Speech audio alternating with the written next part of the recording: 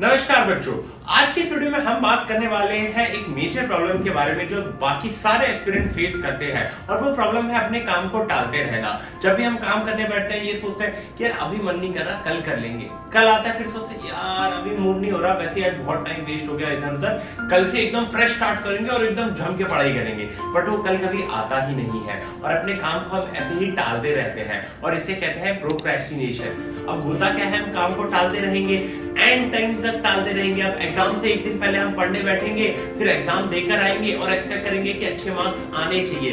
But जब marks आते हैं तो हम सोचते हैं कि यार मेरे पोटेंशियल के हिसाब से तो मैंने स्कोर किया नहीं, मैंने काफी कम स्कोर किया। बट ऐसा क्यों हुआ? क्योंकि पहले जब पढ़ने का टाइम था तब आप चीजों को टाल रहे थे। तो प्रॉब्लम हमें पता चल गई है, वो क्या है? प्रोक्रेस्टिनेशन। हम चीजों को टाल रहे हैं, बट इस प्रॉब्लम से डील कैसे किया जाए, इसके क्या सॉल्यूशंस है? तो सॉल्यूशन जानने से पहले कॉज जानते हैं कि एक्चुअल में हम क्यों चीजों को टालते रहते हैं। तो हमारा माइंड अभी इस तरीके से ही डेवलप हो चुका है कि हमें इंस्टेंट ग्रेटिफिकेशन चाहिए, इंस्टेंट रिवॉर्ड चाहिए। कोई भी काम कर रहे हैं तो उसमें इंस्टेंट प्लेजर मिलना चाहिए। इसलिए जब हम रील्स स्क्रॉल करते हैं, शॉर्ट स्क्रॉल करते हैं, गेम खेलते हैं या बातें ही कर लेते हैं, दोस्तों के साथ टाइम स्पेंड कर लेते हैं, तो वहां हमें अच्छा लगने लगता है, इंस्टेंट प्लेजर मिलता है, इंस्टेंट ग्रेटिफिकेशन मिलता है। इसीलिए हम वो टास्क प्रीपोन भी कर सकते हैं। बट पढ़ाई जैसा टास्क जहां पर आपको रिजल्ट कब मिलेगा, वो मिलेगा एंड ऑफ द ईयर। जब आप एग्जाम दे देंगे, जब आपका रिजल्ट आएगा, 95-98% आप स्कोर करेंगे, तब जाके आपको एक प्लेजर मिलेगा।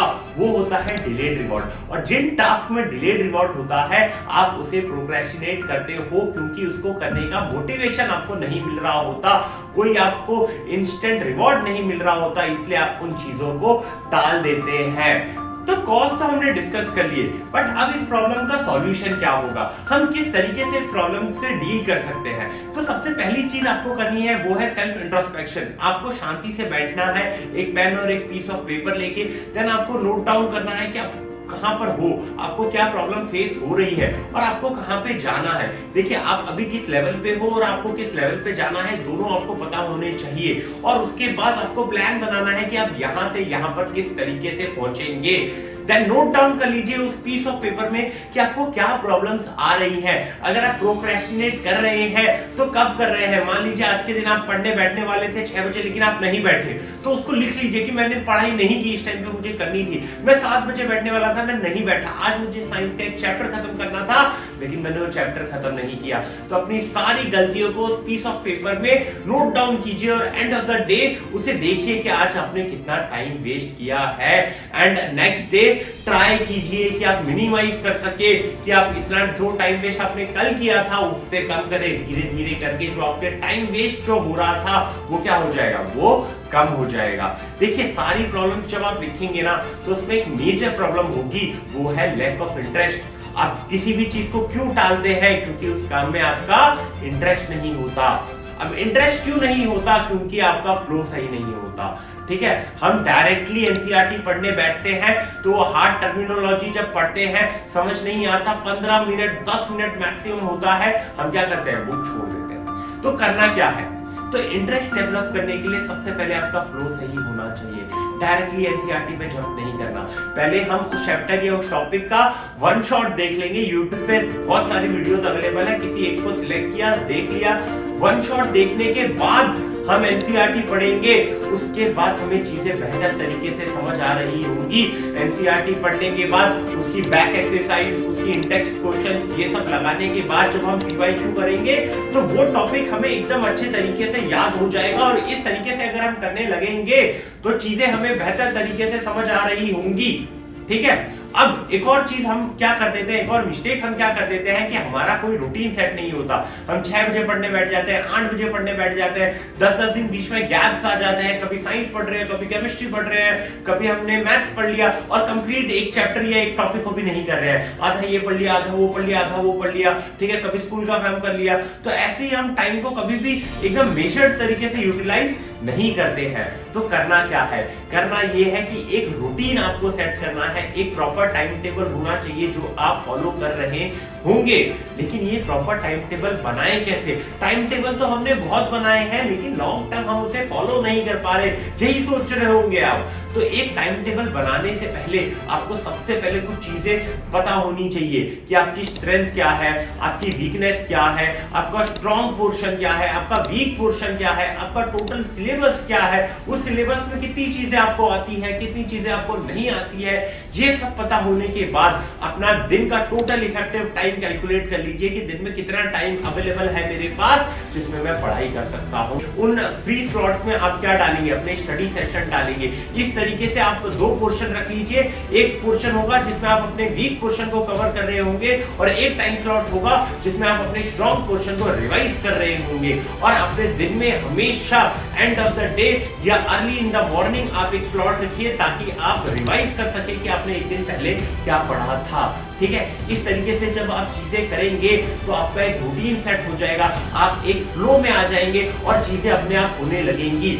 देखिए, एक और चीज आपको करना है कि एक दिन पहले ही, अगले दिन जो भी आपको पढ़ना है, जो भी चीजें करनी है, वो एक दिन पहले ही आप डिसाइड कर लीजिए। अपनी स्टडी स्पेस में जो भी, मान लीजिए आपको साइंस पढ़ना है तो साइंस की बुक आपकी पहले से ही आपकी स्टडी डेस्क में होनी चाहिए। आपकी नोट, पेन, पेंसिल, जो भी रिक्वायर्ड चीजें हैं आप ऑलरेडी वहां पर अवेलेबल रखिए। ऑलरेडी एक दिन पहले ही प्लान बना लीजिए ताकि अगले दिन जब आप पढ़ने बैठे तो किसी चीज की वहां कमी ना हो जिसके कारण आपको डिस्ट्रैक्शन हो और आप वो काम ना कर पाए। होता क्या है, कभी पढ़ने बैठते हैं, बुक अवेलेबल नहीं होती, कॉपी अवेलेबल नहीं होती, पेन अवेलेबल नहीं होता, कुछ ना कुछ होता है, हम उठ जाते हैं, फिर टाइम पास करने लग जाते हैं। इसलिए ऐसा ना हो। और टाइम टेबल बनाते वक्त एक चीज हमेशा याद रखिएगा कि वीकली रिवीजन का टाइम, मंथली रिवीजन का टाइम हमेशा उसमें डालिए। आप उसमें प्रैक्टिस सेशंस भी डालिए ताकि उस प्रैक्टिस सेशन में आप क्वेश्चन सॉल्व कर रहे हो, मिक्स्ड क्वेश्चन सॉल्व कर रहे हो। मान लीजिए आपने साइंस के 4-5 चैप्टर पढ़ रखे हो तो 4-5 के एक ही साथ क्वेश्चन सॉल्व करने लग गए, मिक्स, कभी इस चैप्टर का कभी उस चैप्टर का। तो उससे क्या होगा? उससे ये होगा कि जब डिफरेंट डिफरेंट क्वेश्चंस आप देख रहे होंगे डिफरेंट डिफरेंट चैप्टर्स के, तो आपकी तैयारी और अच्छे से हो रही होगी। ठीक है, तो अब हमें करना क्या है? सबसे पहले जाके एक अच्छा टाइम टेबल बनाना है। और कैसे बनाएंगे? जो चीजें मैंने बताई है उन चीजों को आप फॉलो करेंगे। तीसरी चीज क्या है? देखिए, जो क्लास 10th में एक टारगेट हम लेके चलते हैं ना कि 95% स्कोर करना है, 98% स्कोर करना है, ये बहुत बड़ा टारगेट है। इस टारगेट को अचीव करने के लिए क्या करना पड़ेगा? इसे छोटे छोटे टारगेट्स में स्प्लिट करना पड़ेगा। जैसे हम अगले एग्जाम में बहुत अच्छा स्कोर करेंगे, अगले एग्जाम में जो भी मैं स्कोर करूंगा उसे पहले से ही सोच लिया कि मैं 90% अगले एग्जाम में लेकर आऊंगा, पहले प्री बोर्ड में इतना स्कोर करूंगा। तो इस तरीके से जब छोटे छोटे टारगेट्स में हम डिवाइड कर रहे हैं, जब हम पढ़ाई कर रहे हैं तब भी हम ये फॉलो कर सकते हैं कि इतना बड़ा सिलेबस है, इसे छोटे छोटे सेगमेंट्स में डिवाइड कर दिया और फिर उन सेगमेंट्स को हमने, उन टारगेट्स को हमने अचीव किया।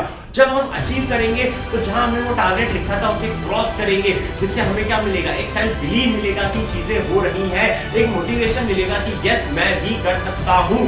ठीक है, तो इस तरीके से आपको करना क्या है? एक बड़े टास्क को छोटे छोटे टास्क में डिवाइड करना है एंड देन उन छोटे छोटे टारगेट्स को क्या करना है? अचीव करना है।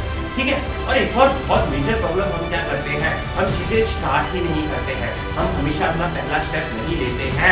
मेजर प्रॉब्लम यही होती है कि वो स्टार्ट ही नहीं ले पाते हम लोग कभी भी। मान लीजिए अभी पढ़ने बैठना है, आज के दिन की पहली चीज हमें पढ़नी है, हम वो स्टार्ट ही नहीं करें। बोलते यार आज तो मेरा टाइम वैसे ही बहुत वेस्ट हो गया, कल स्टार्ट करते हैं। यार आज ही आधे घंटे का स्टडी सेशन मैंने लगाया था, 15 मिनट चले गए, 15 मिनट में मैं क्या ही पढ़ लूंगा। और ऐसे करके हम पूरा दिन जाने देते हैं। क्यों? क्योंकि हमने स्टार्ट ही नहीं किया होता और हर वक्त यही एक्सक्यूज दे रहे होते हैं कि यार 15 मिनट ही तो बाकी है, क्या पढ़ लेंगे। उस समय आपको अपने ब्रेन को ट्रिक करना है, आपको वो पहला स्टेप उस समय लेना है। इसलिए हमेशा अपना पहला स्टेप ले लीजिए, क्योंकि अगर आप पहला स्टेप नहीं लेंगे ना तो कभी आप पढ़ाई शुरू ही नहीं कर पाएंगे। ठीक है, तो हमेशा take your first step. Then इसके बाद हमें क्या करना है? हमें एक प्रोफेशनल माइंडसेट बिल्ड करना है। देखिए, प्रोफेशनल्स क्या होते हैं? हर काम के लिए एक डेडलाइन सेट कर लेते हैं और उस डेडलाइन में वो उस काम को अचीव भी कर लेते हैं। हम क्या करते हैं? केमिस्ट्री पढ़ने बैठ रहे हैं या मैथ्स पढ़ने बैठ रहे हैं, हम कोई टारगेट सेट नहीं करते, वही चैप्टर 3 दिन 4 दिन 5 दिन तक खींच लेते हैं और कंप्लीट ही नहीं होता और उस चैप्टर को हम क्या करते हैं? छोड़ देते हैं। तो जितना टाइम हमने वहां लगाया था वो सारा टाइम वेस्ट हो गया और वेस्ट होने के बाद हम इसलिए टालते रहते कि यार मैंने तब भी पढ़ा था, अच्छे से अभी भी याद नहीं हुआ, क्यों पढ़ना उसे, ऐसे करके चीजों को टाल रहे होते हैं। तो ये करना नहीं है, ठीक है। हमें ये सारी चीजें अवॉइड करनी है। तो इसके लिए करें क्या, देखिए कोई भी चीज जब हम पढ़ने बैठे तो हमें क्या करना है, एक डेडलाइन सेट करनी है। मान लीजिए मैं साइंस का एक चैप्टर पढ़ रहा हूँ, तो जैसे ही पढ़ने बैठूं उससे पहले एक डेडलाइन सेट करके बैठूं कि आज मैं इतना पढ़ूंगा और इतना खत्म करके ही मैं उठूंगा, ठीक है। इतना खत्म करना ही है मुझे, उसके बाद ही मैं वहां से उठूंगा। जब हम डेडलाइन सेट करेंगे ना तो चीजें हमें अचीवेबल लगेंगी, क्योंकि हम वो खत्म करके ही उठेंगे। और एक चीज आप अपने माइंड में डाल लीजिए कि एक टास्क को आप जितना टाइम देंगे वो उतना टाइम लेगा, वो उतना टाइम कंज्यूम करेगा। एक चैप्टर को अगर आप एक दिन में खत्म करेंगे तो एक दिन में भी खत्म होगा, 5 दिन में करेंगे 5 दिन में भी होगा, और महीना खींचना है तो वो भी हो सकता है।